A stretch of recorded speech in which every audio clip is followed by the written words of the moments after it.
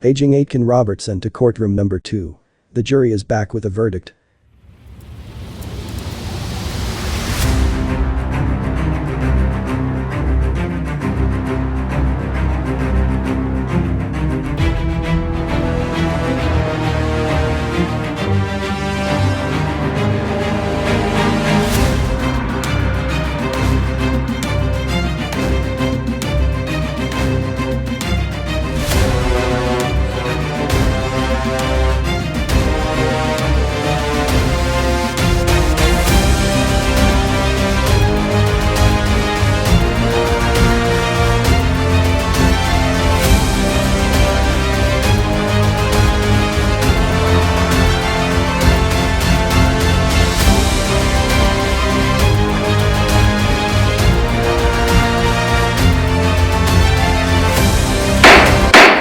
Members of the jury, how do you find the accused? Guilty or not guilty? Not guilty on all accounts, Your Honor.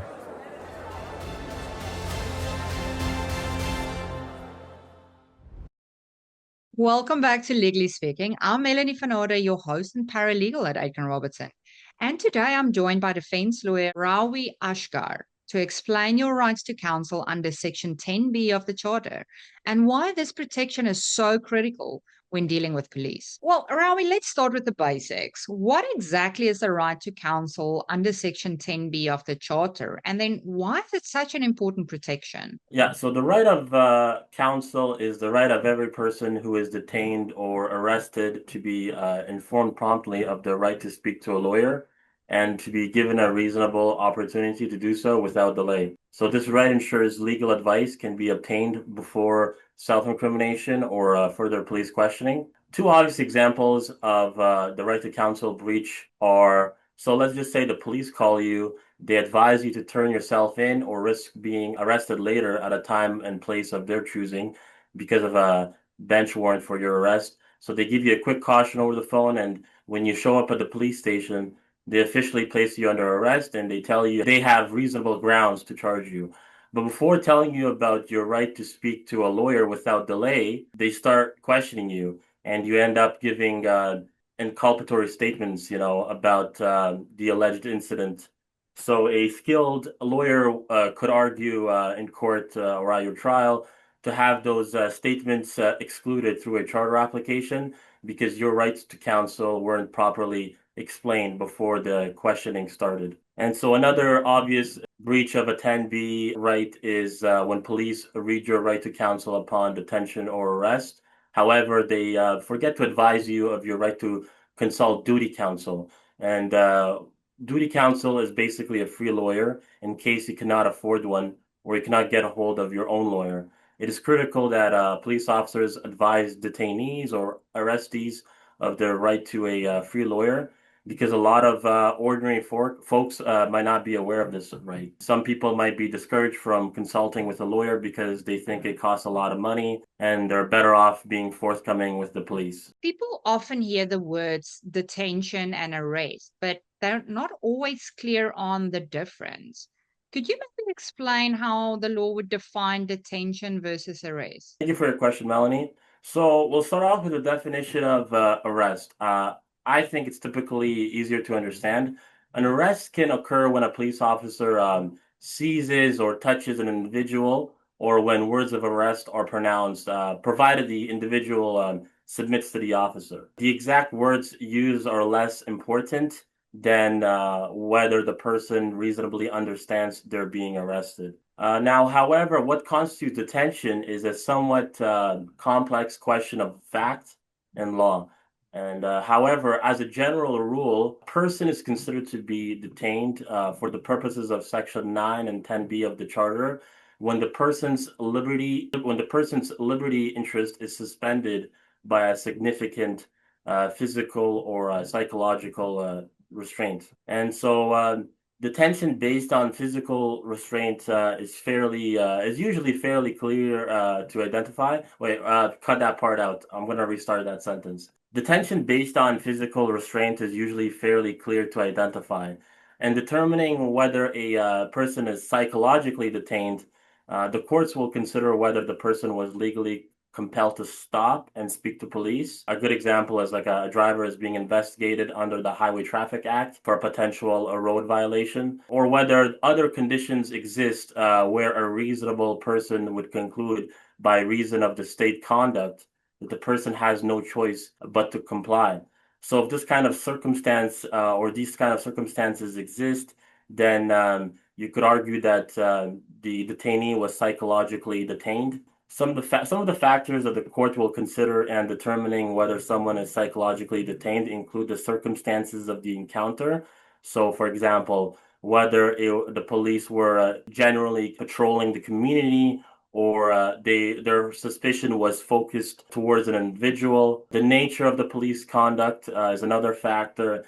So that's referring to the type and the duration and the location of the questioning, and the particular characteristics or circumstances of the person being questioned. That's also the factor that the courts consider.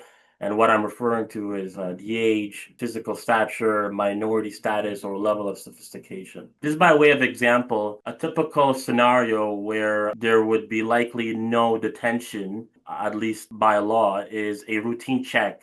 A routine check will likely not amount to detention, and this could include a luggage that's being searched during an airport customs and immigration check. A lot of routine police interactions are not usually, they do not usually constitute detention. Brief delays by police questioning, especially in an exploratory manner or a non-adversarial capacity, is not generally considered detention. Also, another example could be like a voluntary compliance.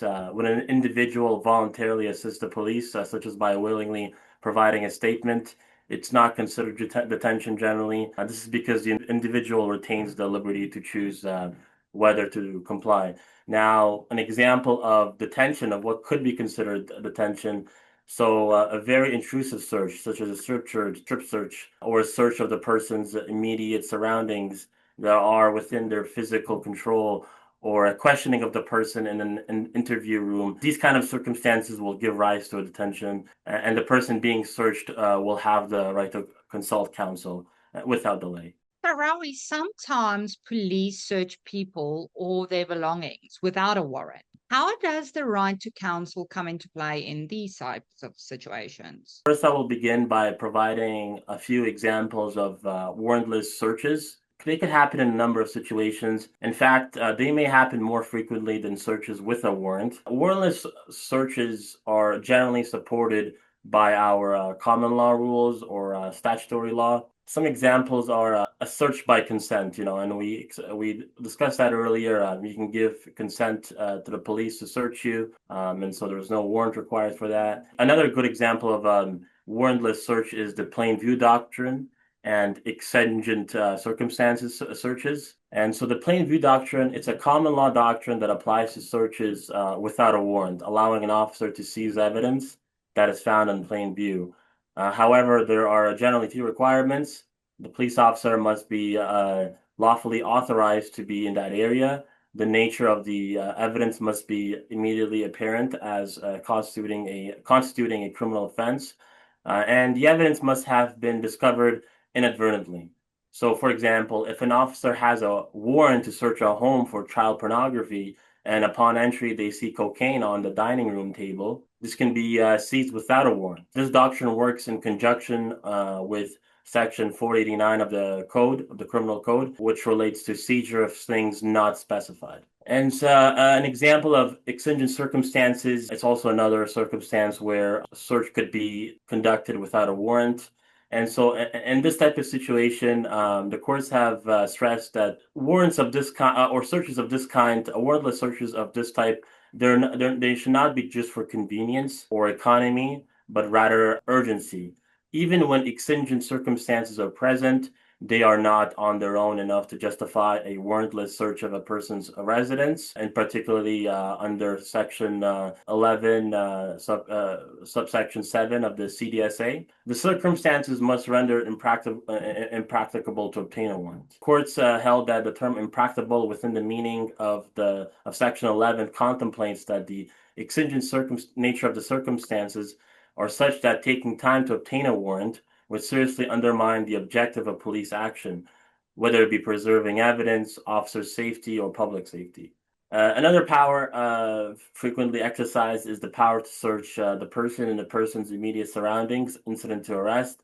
And such a search, it does not have to be based on reasonable grounds to believe that the arrestee is in possession of evidence, a contraband, or a weapon, but it must have a purpose related to the arrest. The purpose is the protection of the police and public, or the discovery and preservation of evidence. This type of search must be temporally and spatially related to the arrest. Now, moving on to search incident to investigative detention. So a little bit more complex, but generally, an investigative detention occurs when the police stop and question a person in the absence of reasonable and probable grounds to believe that the person has committed an offense, but with a reasonable justification related, for example, to the safety of the public. The officer must reasonably suspect that there's a connection between the detainee and a recent or ongoing crime. The detention must be brief and limited to the extent required for the officer to perform the officer's duty. The officer must inform the detainee of the purpose of the investigation, and if there is a concern for the safety of the officer or the public, the officer may pat down or frisk the detainee for weapons. Any evidence discovered during this course of action, it may be admissible as long as the purpose of the evidence was to ensure the safety of the officer or the public. And so upon such type of detention, the detainee must be advised of the right to counsel without delay. However, as a general rule, most searches by police they do result in detention. This means that your right to counsel will have to take effect when police believe they have lawful grounds, such as safety concerns or evidence preservation. But like noted before, these searches still trigger Section 10B rights of the Charter if the person is detained or arrested, and the individual must be informed of their right to counsel before the search proceeds if they're being detained in a way that engages their legal rights. Thank you so much, Rawi, for all the information. And thank you to everyone else for watching Legally Speaking. Always remember, knowing your rights is the first offense. Be sure to subscribe for more legal insights. Thank you for tuning in to Legally Speaking, proudly brought to you by Aitken Robertson Criminal Defence.